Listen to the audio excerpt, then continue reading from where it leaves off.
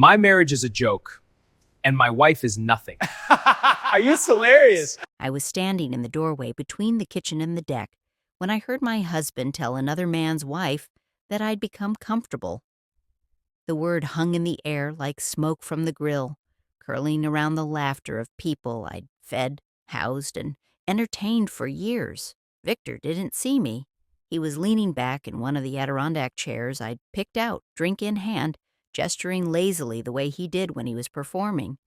"I mean, she's great at what she does," he said, and there was a pause where the compliment should have landed. "But let's be real. She's not hungry anymore. You know what I mean?" They laughed. Not loud, not cruel, just easy, like it was obvious. I didn't move. I stood there with a tray of glasses in my hands, and I felt something inside me go very, very still. Victor kept talking. "At a certain point, you have to ask yourself if you're still building or if you're just maintaining. And maintaining is fine, but it's not growth." Someone asked if he meant the business. He smiled. "I mean everything. If you've ever had the ground fall out from under you while you were still standing on it, you know the feeling. It's not dramatic. It's just the quiet realization that the person you've been holding up doesn't even know you're tired." I set the tray down. I walked back through the house, past the framed photos of us at weddings and galas, and I stepped out onto the deck. The conversation stopped. Victor turned, still smiling, and for just a second, I saw him register my face. "Hey, babe," he said, easily. "We were just talking about, I want a divorce." I said it quietly, calmly, the way you'd confirm a dinner reservation. No tears, no shaking, just fact. Victor blinked. Someone coughed. A woman set her wine glass down carefully. "Nora," Victor started, but I was already walking back inside. Behind me, just silence and cicadas. I went upstairs to the guest room and started packing. Not everything, just what mattered. My laptop, the portfolio my first client gave me, the blazer I wore to my first board meeting, my grandmother's watch. Victor found me 20 minutes later. "You're really going to do this? Over a joke?" I looked up at him. "It wasn't a joke, Victor. I had a few drinks. I was talking shit.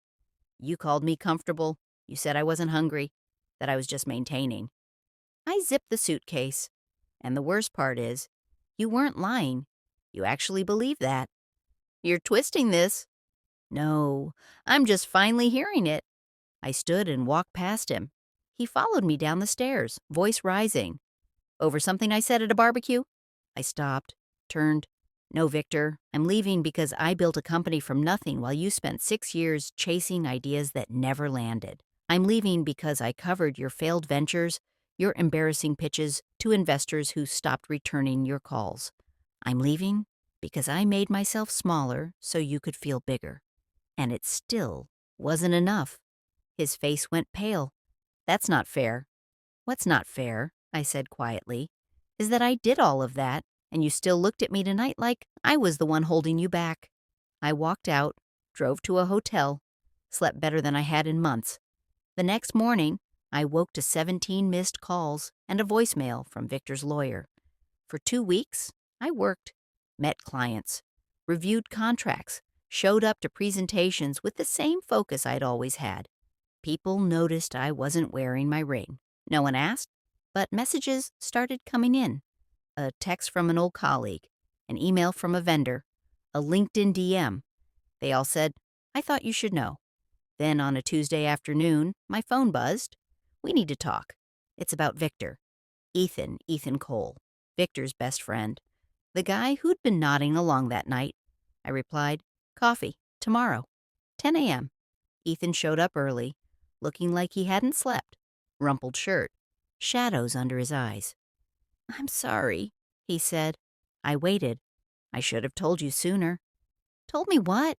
He pulled out his phone and slid it across the table.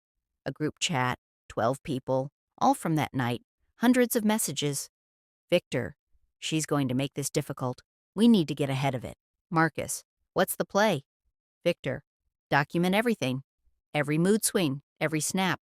Frame it as instability." Paula, Are you sure? Victor, I've been sure for months. This is just logistics. My hands shook. He called it Operation White Noise, Ethan said quietly. The idea was to gaslight you, make you think you were overreacting. Too sensitive. He wanted you to question yourself so much that when he filed, you'd think it was your fault. Why are you telling me this? Because it's fucked up. I have kids. I keep thinking, what if someone did this to my wife? He rubbed his face. I can't sleep, Nora. Send me everything. He did. Screenshots, voice memos, a document titled NLH, Behavioral, log tracking my incidents for over a year. Most were fabrications. And then I found it, buried in a folder, a business plan, for a company identical to mine. Same services, same pricing, same clients.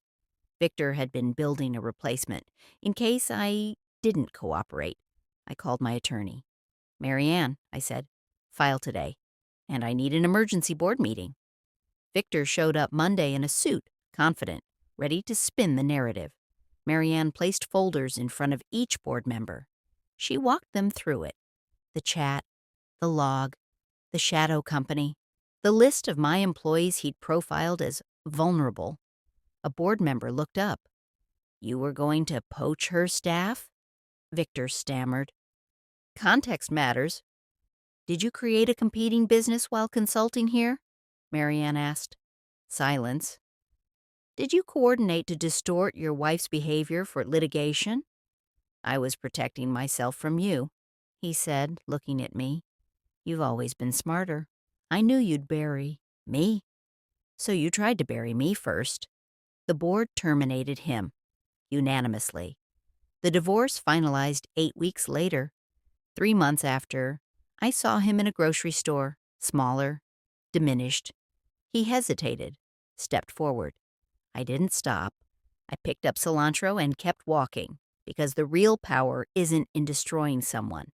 It's in not needing to. Victor wanted me to fall apart. Instead, I grew the company, hired new people, bought my own house.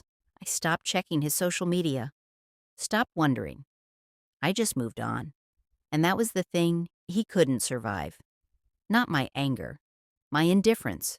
If you've ever loved someone who made you feel like you were too much and not enough at the same time, you know how hard it is to leave. I'm still learning my shape. But I know this. I am not comfortable. I am not maintaining. I am building. I am hungry. I am growing. That night, when Victor said I wasn't hungry anymore, he was wrong. I was starving.